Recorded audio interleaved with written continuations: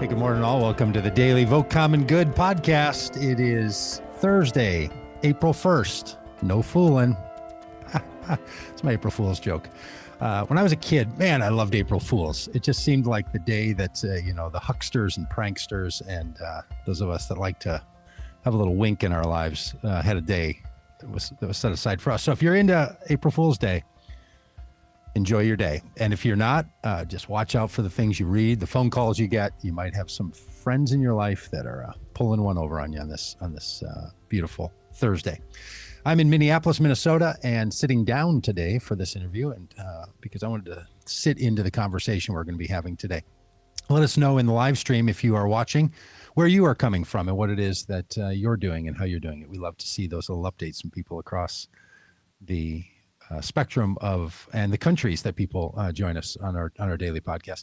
This daily podcast is designed to invite you to open your eyes to see what's happening in our world, to approach the world with an open-eyed and hopeful, optimistic, and faith, hope, and love perspective for what we can do in our world and how we can live and be engaged in it. On Thursdays, we take on important issues in our society, and today I am so pleased to be joined by the Reverend Sharon Rishe. Sharon is a chaplain. She's a reverend.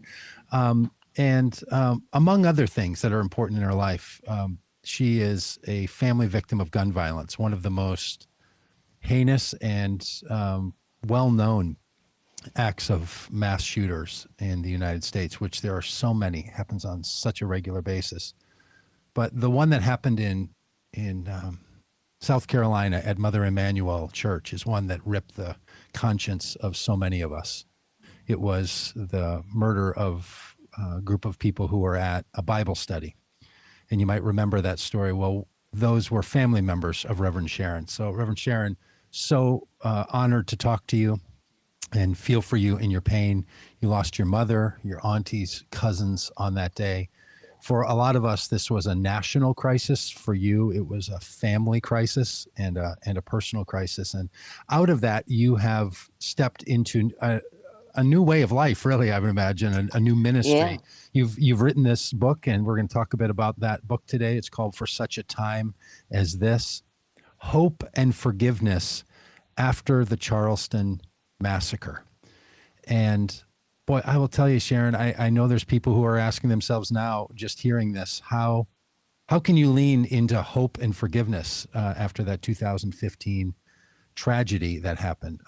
But you've chosen to tell your story, to be public about your story and your call for us to respond to that murder and to the perpetrator of those, the killer of your family members, without calling for his execution. It's an important part of your story. So thank you for being here. And what brought you to being willing to be public about this and to write this important book and to talk about these issues?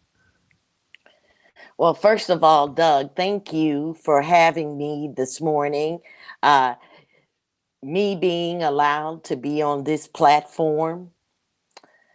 I must say, my willingness to step up was not just so willing. I was in such a state of grief and pain, doing the praying to God and asking God, what am I going to do? How am I going to get through this? Then an opportunity came to speak, and it was like God was opening doors and aligning me with people that wanted to hear my story. And because I am a preacher, being able to speak was not something I was afraid of, but having that confidence to be out there, because I wanted people to know that the 9 in that church was just more than victims. They were actual people that had actual families. And so going into, I call it now my ministry of politics, just kind of came. And I was willing to step out on faith and know that this is the right thing to do. The response of you and the response of your family has captured people's hearts, right? It's a story that is told, sometimes only told as like the characters in the story. So I've heard your story and the story of your other family members that have stood in court and have said publicly, we cannot return the same hate onto the killer that the killer brought onto our families. And that narrative, people don't totally understand it, right? They sometimes wonder if that kind of response is somehow lessening the reality that happened, or they want justice and they don't know how to have justice in a way that feels more just. It feels like retribution is the best thing. And so in a lot of ways, you're being called to teach us as a community, as a country, like what it means to be a person of true justice in your view. Do you see it that way? Well, I do. And the whole forgiveness thing is such a complicated subject because at the beginning, 48 hours when they were at his bond arraignment, I was not even in South Carolina then. I heard this on national television like everybody else. And I was horrified at the forgiveness so quick, especially when the first person to say, I forgive you, was my sister. And that threw me. I had to work through a lot. So I was not one of the ones in that instant forgiveness. It almost took me 2 years to work through that because I felt like God was allowing me to really wrestle with that, to really understand spiritually what that kind of forgiveness meant. And that once I felt in my soul that I was ready to do that, then I was not going to visit that again. And a lot of people didn't understand that and still don't. But you can't do this, I believe, that kind of forgiveness without having some kind of relationship with a higher power. It just doesn't happen. So I believe after thinking about all of that, that God swept through that arraignment and put on the hearts of all those people that said that they forgave him to show the world what God could do through such a horrific thing, that God could get you through that. Well, do you mind telling us again the story of how you heard about these killings? And I'm not asking you to relive the pain, but to remind us of the personal side of this, and how on one level this is a national question, and what do we do about violence and guns and access and policy, and you and I both work in those areas. We can talk about that as we go. But there's also a side of this which we see is very real and personal. The day we're recording this on April 1st is day 4 of the trial of former police officer Derek Chauvin for murdering George Floyd, as the accusations say. And some of us have been watching on the news and having to slow down and to hear the humanized personal stories of witnesses and of those who were in the proximity. And we're re-experiencing it in a lot of ways. And so if you're comfortable, as you have in your book, would you recount for us some of how you heard this story and the personal experience that was for you when you saw on the news, or I know as your book tells that you saw missed phone calls and had that intuition that something was wrong? Well, on that particular night, I was at my job in Dallas, Texas, working as an ER trauma chaplain. And it was kind of a slow night, not a whole lot, but I did have a death call.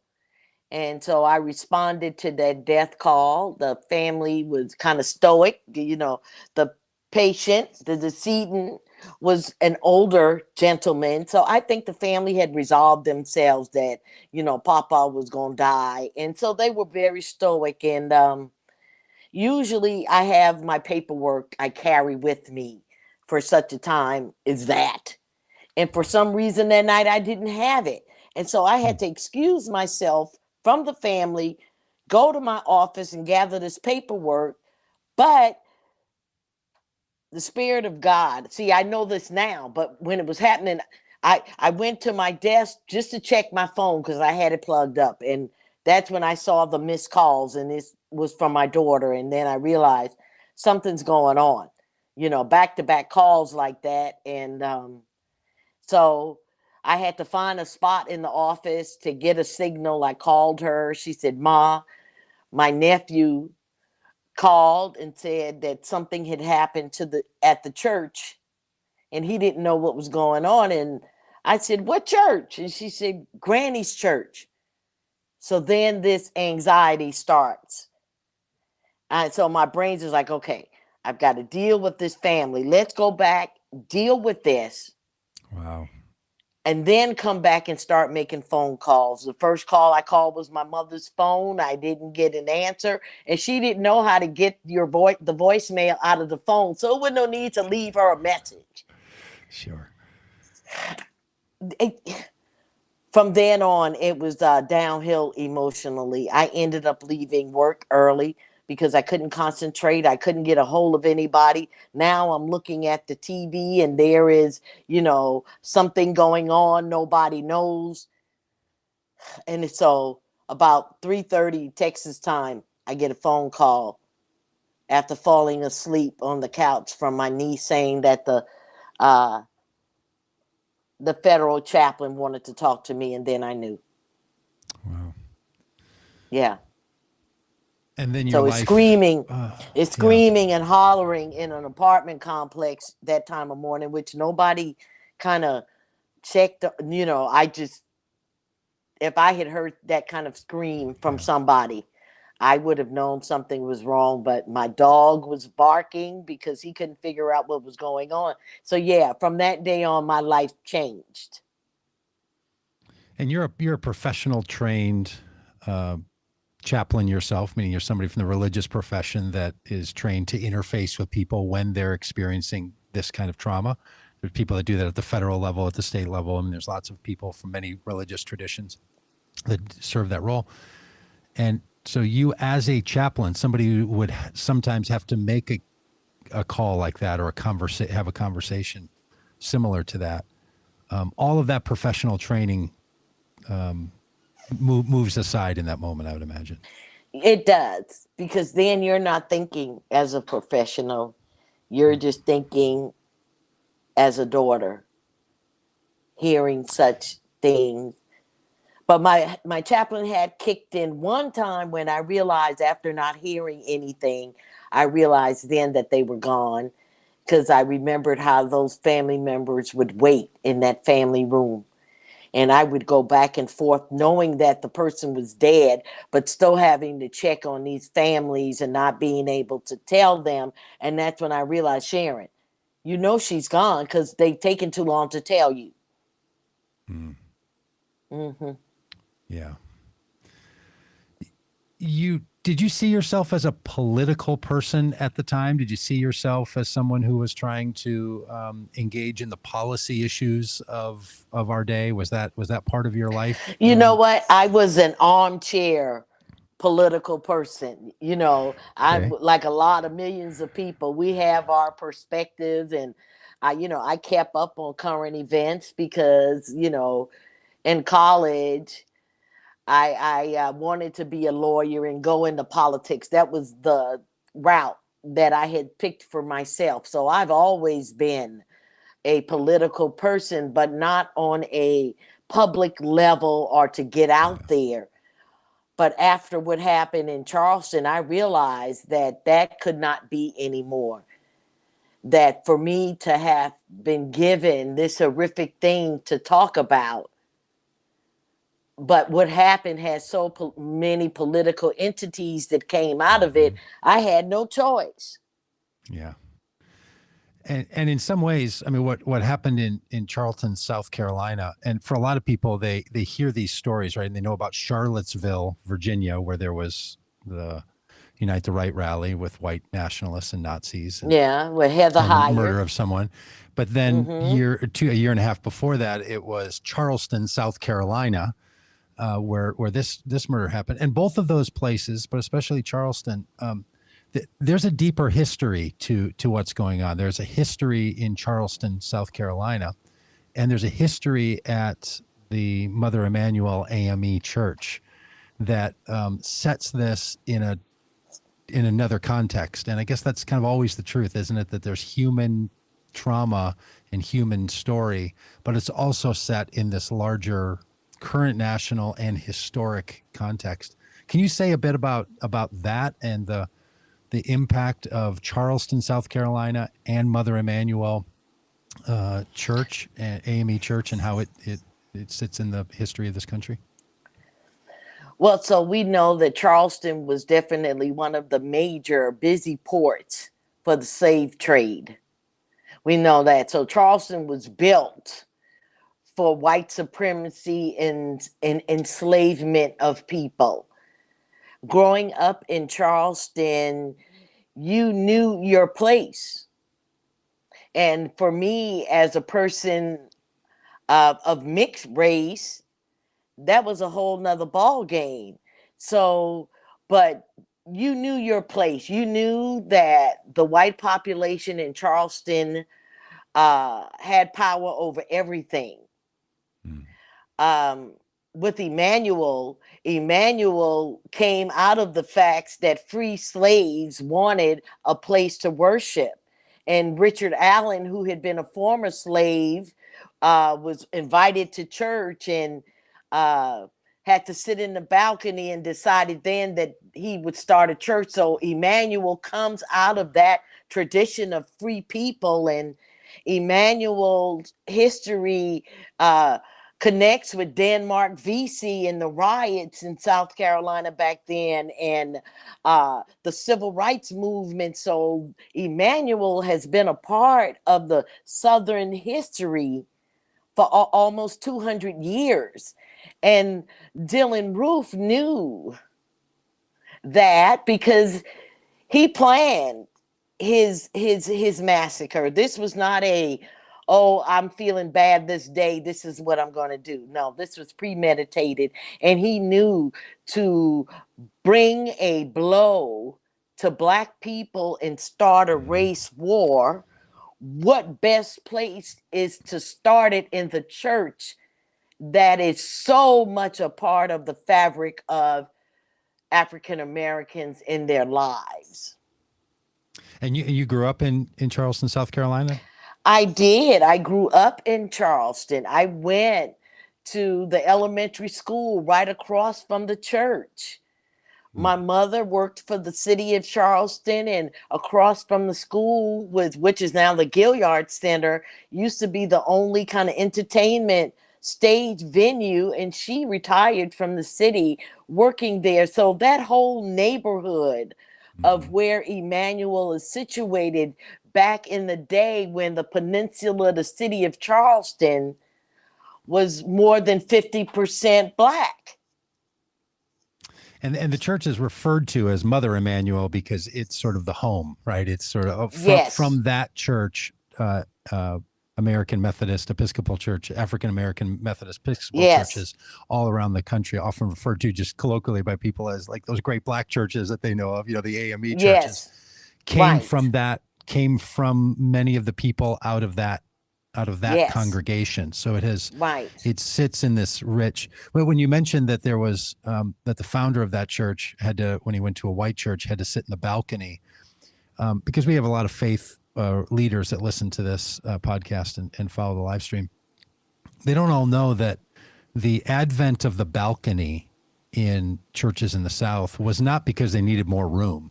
It's because they didn't want to allow Blacks and freed slaves to sit with the rest of the congregation. It was a measure. It was a technology of segregation. Very much. They allowed you to come to church because, of course, what was coming out of the mouths of the pastors were segregationists, and for the Black the slaves to be up in the balcony, then they were given a kind of whitewash Christianity to keep them oppressed and in check. So America has a lot of repentance to make. And regardless of what people think, we have to repent, because not only oppressed and marginalized people were oppressed, they did it, a lot of it, because of greed and money. And nothing is really going to help this country try to be what it says it wants to be, is for this country to repent and be accountable for the degradation of people, the lack of humanity towards our brothers and sisters, no matter who they are. There has to be that. And it has to start with the church. Well, and that's part of the story that we've all heard, if we've heard the story of the community of people at Emanuel Church who were having a Bible study that day, which your mom, I think, was a significant part, and your auntie and cousin. Yeah. And then, and by the way, and then the killer came in and sat in the Bible study for an hour. That's something that has struck a lot of people, is that someone could sit in the very community and still have that animus. And without reading anything into what was going on in the killer's mind, there's also this history where churches have let people of different races be in the same building with that same sort of, animus between one another and not solving it, right? So there is something truly shocking about him sitting together. But then you look at the history of churches that were built around segregation, and that balconies and other systems of oppression and separation were still functioning in that way. But there was probably something meaningful, I would imagine, to your mom before realizing that she was in trouble and was going to be a victim of murder, that to welcome someone like Dylann Roof into her Bible study. Was that the kind of thing your mom would regularly do or think about and talk about, and your aunts and cousins and so on? Like, were they intending to be inclusive of people of different traditions and races and so on? Well, with Emanuel being a part of the history of Charleston, especially during the high tourist season, Emanuel was used to people from all walks of life coming into the church and being a part of the worship service. People just, and yes, that was part of what that church was about, welcoming anybody. So to see white people come was not something that they were not used to, and to see a young person, mama was probably all over Dylann Roof, and from my understanding, he asked to be seated right next to Reverend Pinckney, who was the pastor of the church, and that they accommodated him. From my understanding, it was said for a fleeting moment, Dylann Roof questioned himself. A fleeting moment, but it did not last long enough for him not to do what he did. And so, of course, the first person he shot was Reverend Pinckney.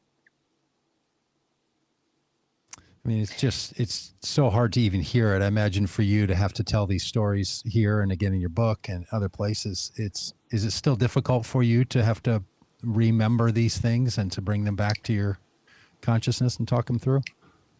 You know what? So it goes day by day. I have gotten to the point where this story and all of this is in my brains and in my heart. And I've learned to compartmentalize just the whole thing as an event. You know what I mean? I do. Yeah. But from one day to the next, I don't know how it's going to come out. Today has been a good day. I've been able to hold it together. And then there will be some days I've asked questions and I'm asked to retell, and I can't hold it back. So it's just according to how the wind, the spirit is moving that day, you know? So, Yeah, um, it's well. I had asked you before we came on live here about how you talk about Dylan Roof, and if you're comfortable saying his name and got your permission, and you talked about it. And I know that's a difficult thing for a lot of people to know. Do you talk about the killer? You don't want the killer to be more famous than the victims. This is a problem that exists. So many people know his name and not the names of family members, and something we wrestle with in our society. Um, can you talk again about how you think about Dylan Roof and his name and your relationship to him? Because you're someone who's advocating now that he is on death row in Terre Haute, Indiana, on a federal death row charge, that you don't want to see him executed, and that you want justice and you want consequences and punishment for his heinous crimes, but for him not to be executed. So that is also shocking to a lot of people. They are surprised to hear such a thing. So how are you currently thinking about him as a person, him as a name, and as an actor in this horrible event, and him as an inmate? let me tell you, my emotions and adjectives I could use for Dylan Roof have gone from extreme to very low. Like everybody else, I wanted to hate him. I wanted him at times to just evaporate in the air and there would be no body. He would just float away in fumes and that would be the end of it. But me saying his name is not going to make him more famous than he already is. You hear me? It's not.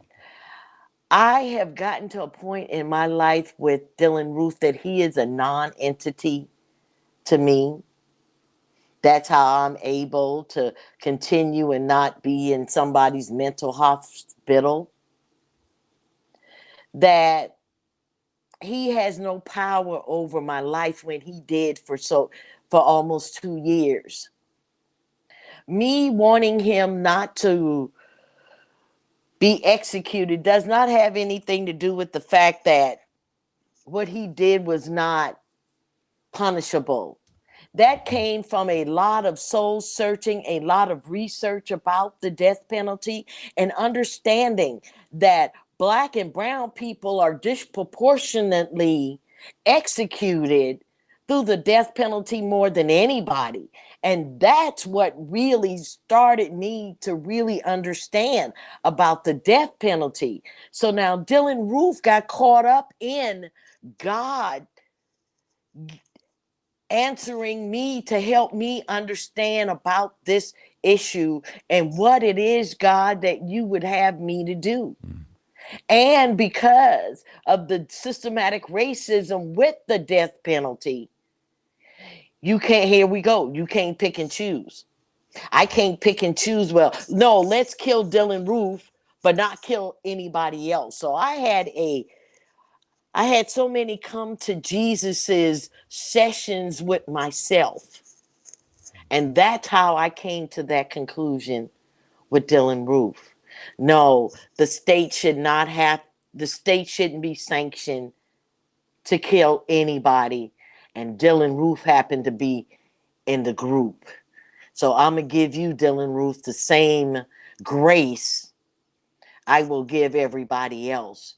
And only Wow. through the grace of God that I could give him such grace. But I want him, like I told him in that courtroom, I want you to live so every night those 9 angels can come in that cell and have Bible study with you. Because one day, maybe, you're going to call on the name of Jesus and ask for mercy. I believe Wow. that. That's what my faith tells me. That Wow. God could forgive somebody like Dylan Roof. Yeah. Mm-hmm. Incredibly powerful. I just want to remind people, this is Reverend Sharon Rishe. She's written a book called For Such a Time as This. We'll put the title up on the screen for those watching on the live stream. Hope and Forgiveness After the Charleston Massacre. Her mother, aunt, cousins were among the 9 who were brutally killed by Dylan Roof. And they're often referred to as the Charleston 9.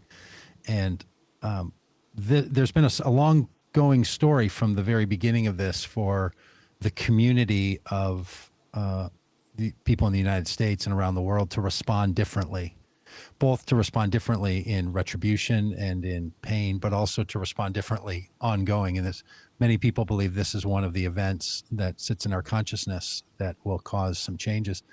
The funeral that, at least one of the funerals that was held for the Charleston 9 included President Obama, and it's one of those places Reverend where he Pinckney. famously.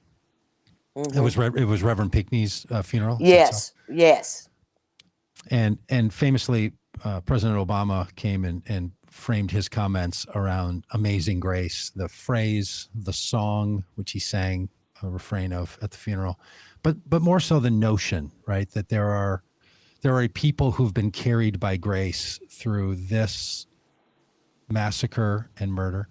But then he tied it, and you have too, tied it to the longer history of the African-American slave trade and the descendants of slaves and the continued narratives of slavery that continue in our society, to say that, look, people have been carried by grace day by day for hundreds of years on this continent, and the indigenous peoples also who were displaced, and so many of the others. So he was hitting on these larger themes of the grace that we need to have for one another. And you've talked so poignantly about it here and in this great book. But again, for so many people, it's so hard for them to reconcile grace and forgiveness as something that's not the same as not holding the person responsible and delivering justice, right?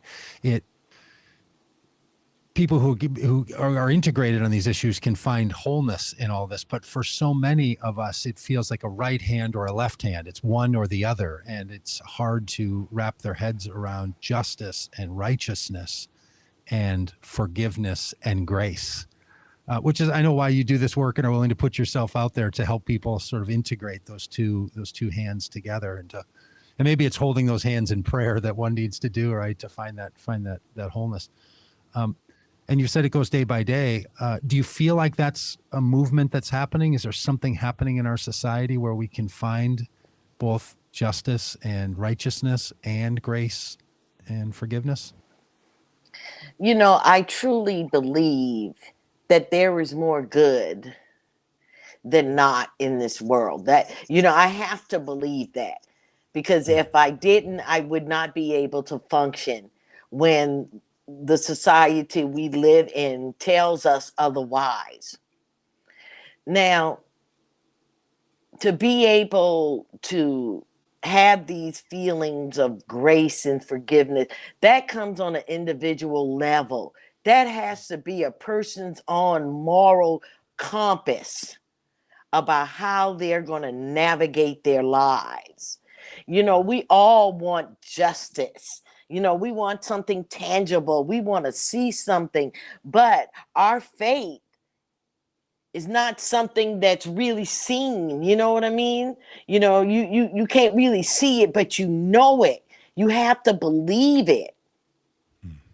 So we as a people, we have to believe that there is more good than not. And we're going to be on the side that says, I'm willing to dig into my faith more, that tells me that I could be kind to somebody. I could give a smile to somebody. I can open a door. That everything doesn't have to be on TikTok or Facebook. That the small things we do for each other is a way of showing that I care about you. And that's what we have to get to, that I care about you, even though I might not speak your language. even though I might not understand your culture. The willingness, the willingness to go beyond your comfort zone, the willingness to say, when you put that label of I'm a Christian and I'm a follower of Jesus, well, let me see what you're doing, if that's what you are. So powerful. Thank you for that. There are some movement in the laws that have to do with this experience of yours. There's a proposal for the abolishing of the death penalty at the federal level. And I know that you're actively involved in this. We both are connected to a group called Death Penalty Action, deathpenaltyaction.org. Yes.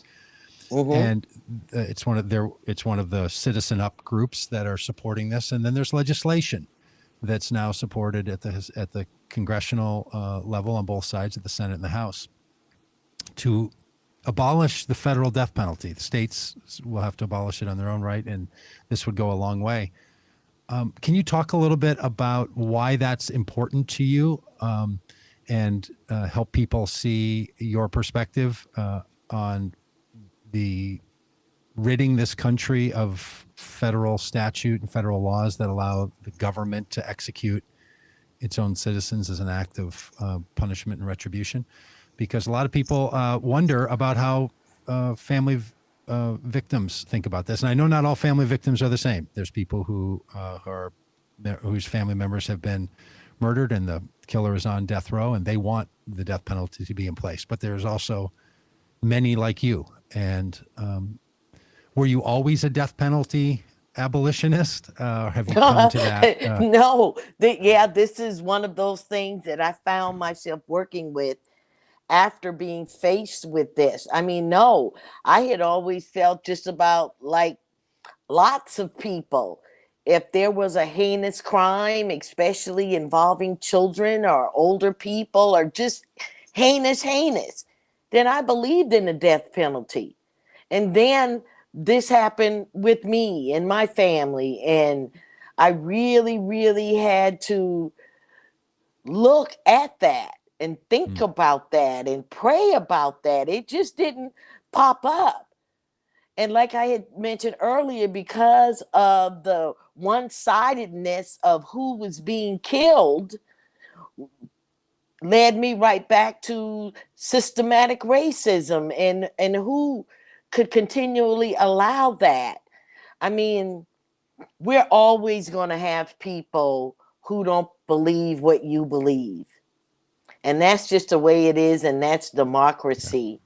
But I believe that the death penalty action and all the groups that are against the federal legislation of execution know that as a people, that it really doesn't do any deterrent.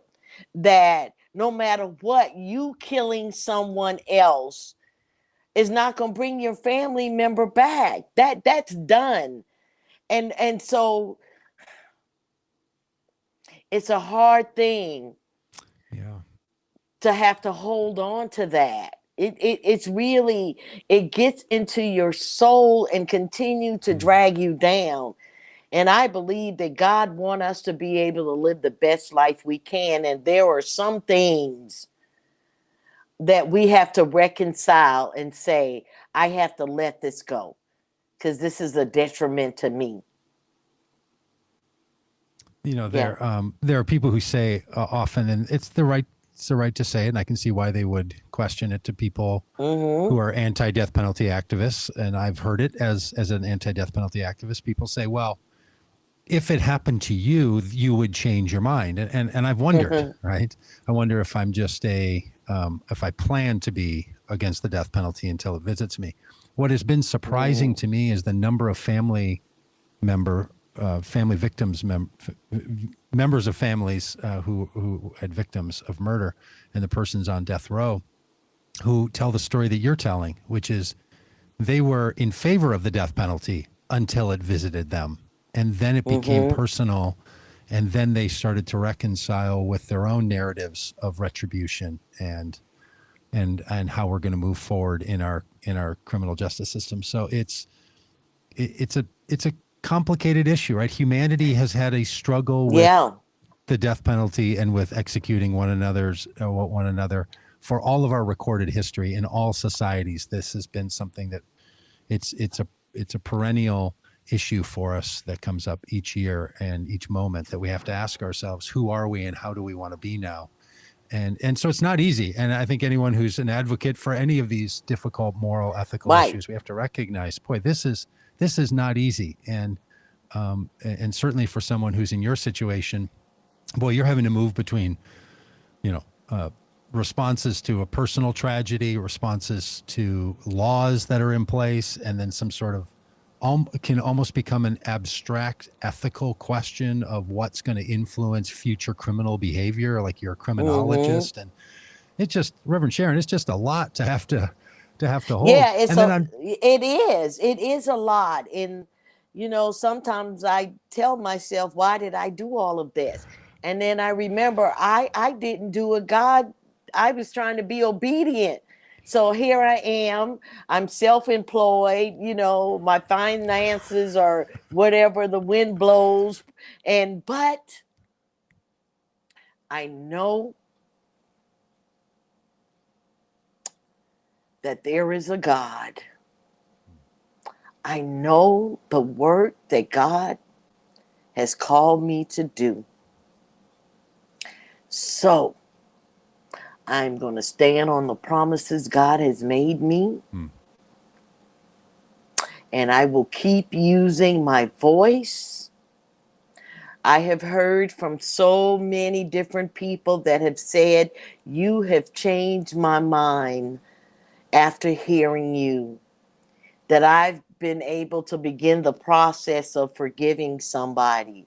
Or I've been able to begin the process of even telling my own story because I heard your story. So I know that there is a role for me out there, and I'm just going to keep doing it. And, no, not everybody agrees with the stances I have taken. We're not even talking about the gun violence prevention because that's a whole nother thing. Which we should talk about in a minute. So, Reverend Sharon, your book is entitled "For Such a Time as This," and those who are familiar with that phrase might remember that it comes from the story of Esther. In the Jewish scriptures. And the story of Esther was that she became queen, and people around her came to her and said, you need to protect these people who are vulnerable, and perhaps it is that you have become queen for such a time as this. And that notion that there's a moment in someone's life when they're called to an action, and that it's brought to them more so than they went out searching it. Other than it being just a great title for a book, is that the reason that this phrase "for such a time as this" fits your story as well as being the title of the book? Yes, it really is. I have had instances in my life where, I've had to kind of start over and do things different. And after the murders in Charleston, and I knew that I had all of these things I needed to get out of me, I knew that God called me at that time to be able to have the confidence to stand up and to be able to tell the stories of those 9 people in that church, to be able to help the greater good, not just Charleston, but the whole world. So yeah, I was chosen. I was, and I understand that. And I take this role that God has given me seriously, and I try to do the best I can to be the best messenger I can, and that the message is just not a message to one person or one group of people, but to all people. Yeah, it's good for people to know that there's no job description for this. It's not like, hey, activist and personal tragedy inspired activist, is a job. You have to figure out every day how you're going to organize your life and how you're going to do this work and work against powerful forces that have the system in place that many people want to have in place. It's a burden to bear. Sometimes people think activists are sort of self-chosen and have the upside, right? That you get to spend your time working on issues you care about. You know, a lot of people feel that way. Yeah, They work in jobs they don't, and that's true for all of us. But boy, for someone in your situation, it's a lot of burden. It's a lot to carry, and to it figure out is. what do you do? I mean, just a day by day, like what do you do to be an activist to try to change the narrative in the United States around all the issues that we've talked about today? You have to have thick skin. You have to have a confidence in yourself that you didn't even realize that you had that kind of confidence. And you need people that support you, on an emotional level, a spiritual level, and financial. I mean, people think, I don't know, people must think I have lots of money. They just don't know. I mean, I make it look good because that's just who I am. Just But stylish. I got it from my mama. I'm telling you, Is that people from so? Charleston, Charlestonians are very much into looking well at all Hmm. times. I grew up with that from my mom, from her dressing us for church and spraying perfume. So that's something Yeah. that It I've was an had act of all of my resistance, life. wasn't it? Yeah. Yeah. Hey, So was your mom a hat wearer? Someone who's a hat wearer? I can only no, imagine. she was not She one of the church ladies with the hat, but I tell you, is I that knew a right? lot of them. Yeah. Hey, how are things with your family? If we'll take a minute here to talk about the gun violence prevention work that we can all be involved in. But oftentimes tragedies, whether they're public or unknown to others, they have great effect on families. Has that been the case with your family? How are things there? Well, I could say this. After everything happened, and my sister Nadine was the first one to say, I forgive you.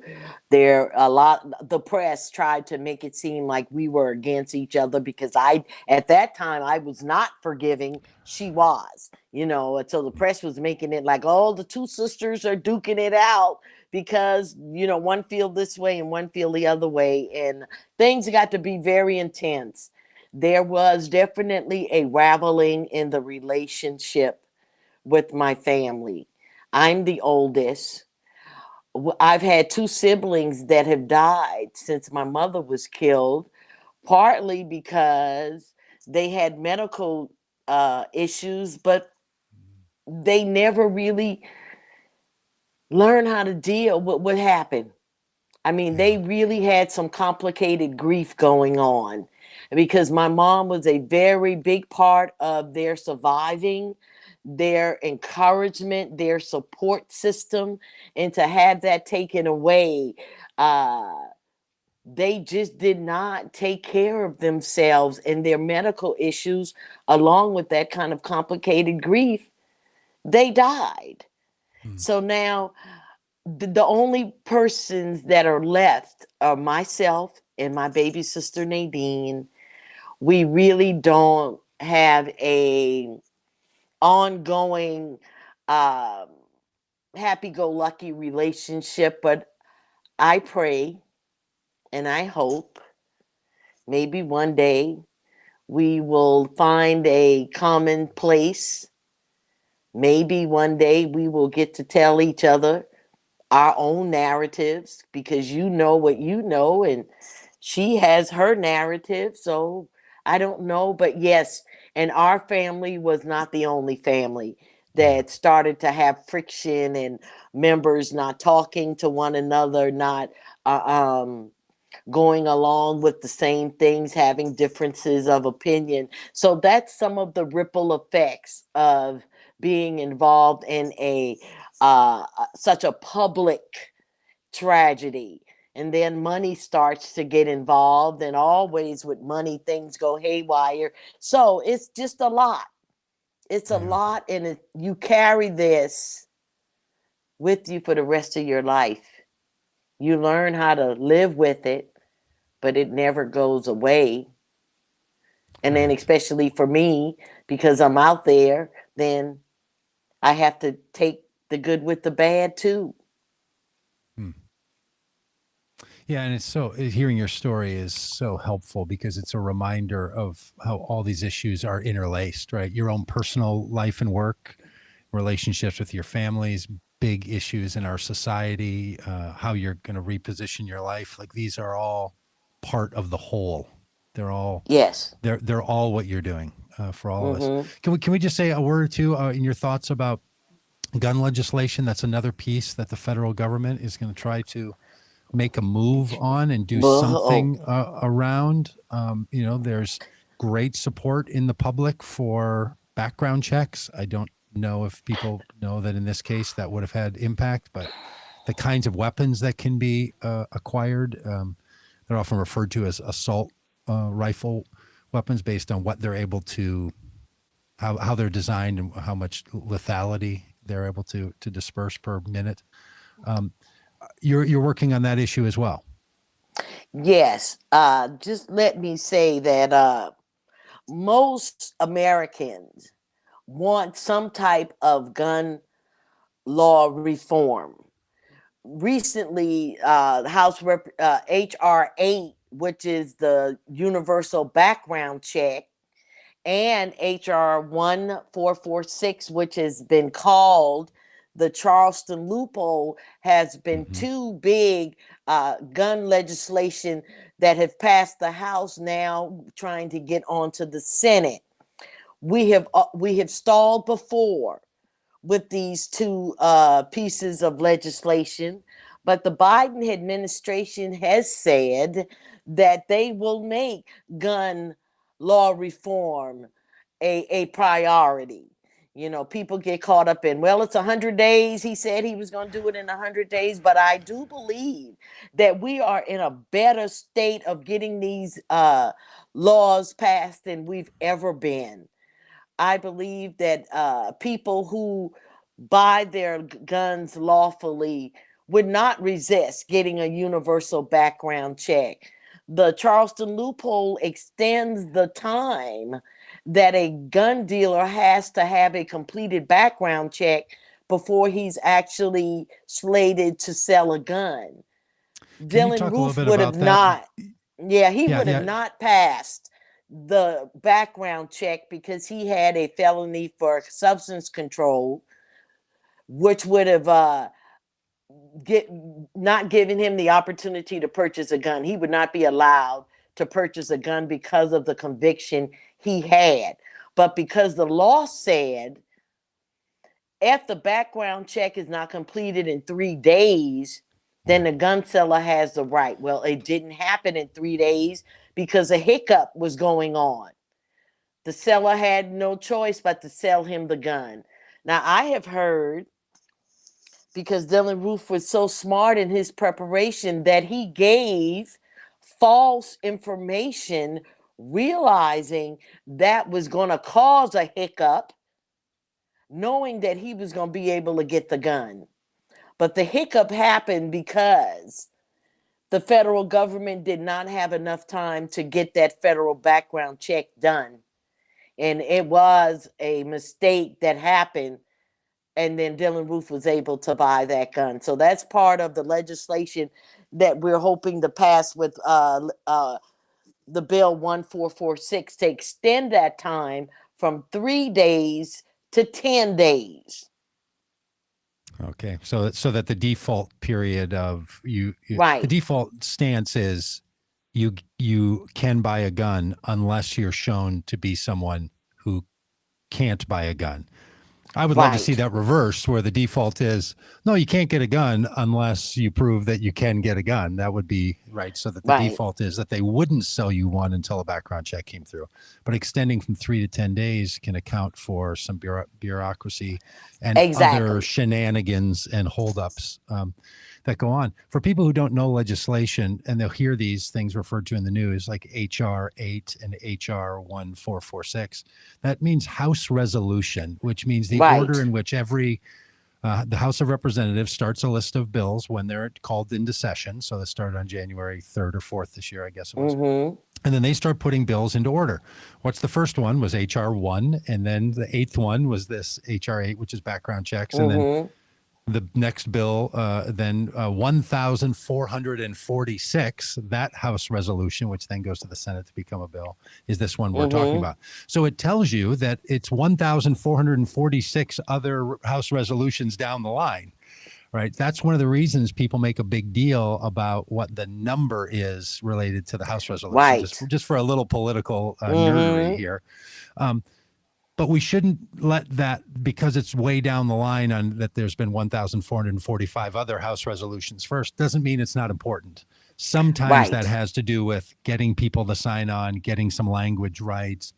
There's reasons you would wait that are not about priorities. So it's important for people to know that. And this is why the people who represent you in Congress matter. And I'm just going to do a little political PSA statement here. If you're thinking it doesn't matter who I vote for, it doesn't matter who the congressperson is because such and such. Here, even if it's not in the majority. So if people who would always vote for Democrats, they care about Democrats, they think Democrats control the House. Why do I care who the Republicans are? Because getting a Republican to sign on to a bill that wants to be reasonable around guns is a really big deal. So if you can get better Republicans rather than worse Republicans in some places, or in my opinion, Democrats instead of Republicans in our current situation that we're in, this would be better. And not every Democrat has a view on guns that every other Democrat has. So there's a lot of moving pieces around this gun issue in our society. And while gun laws won't solve every problem around gun violence, gun laws shouldn't be the problem. And there's some gun laws that are the problem. So let's just at least deal with the issues we can deal with. And bad gun laws are one of those. Sorry for the rant, but it just matters. I think it matters so much that people get invigorated into this cause. Anything else you want to say about that particular issue? No, I just wish that people would write their congressperson, tweet, call, to get on board with these gun law reform. We really do need it. The NRA has put out the narrative that people like me are coming for your guns. Nobody wants to take away your Second Amendment right. But because you have a right, doesn't mean that you could be all nilly-willy about understanding that guns kill people and that there are more guns in the street than there've ever been. The pandemic has caused the gun sales to go through the roof. People don't need an AR-15 if they live in the city. They don't need a stockpile of ammunition. So this is just not about a political thing. It is about trying to save lives, because we know we just had the Atlanta mass shooting, Boulder. There was just one last night in Orange County, California. Yeah. If gun violence does not cause a stir in your heart, I swear I don't know what will. Yeah, and Sharon, I'll tell you, I just learned in the last few weeks about why sometimes we hear different numbers around mass shootings, of which your family has been a victim. And it's only referred to in the media as a mass shooting if 4 or more people are killed, and those people have no relationship to one another or to the shooter. And here's why this is important. Because there are 300, I think last year there were 380 mass shootings, meaning 4 or more people were killed. But the reason you don't hear about them every day, and they happen nearly every day in this country, is because if it's a domestic violence or it's people that are related to each other, connected to each other, then it's not categorized in the press as a mass shooting. So some people will say we had 6 mass shootings in a year. Other people will say we had 380 mass shootings in a year. Now, they're both right in the sense that how they're being categorized. But this notion that we only want to talk about the mass shootings that have to do with an individual with an agenda to kill people that aren't related to the killer or aren't related to one another, and that's what we focus on, kinds of murders that your mother and aunt and cousins were victims of, as opposed to those that are happening on a regular basis, where numbers of people are being killed in by someone who knows them for reasons that are. This is why you end up with not even being able sometimes to talk about the actual devastation that's happening with mass shootings. That's not even talking about the 20 or 40,000 people a year whose lives are ended by guns, either by their own hand or by an accident. So it is 40,000 people a year and a daily mass shooting on average, in addition to the ones that are so catastrophic because they're categorized as what we talk about as a mass shooting.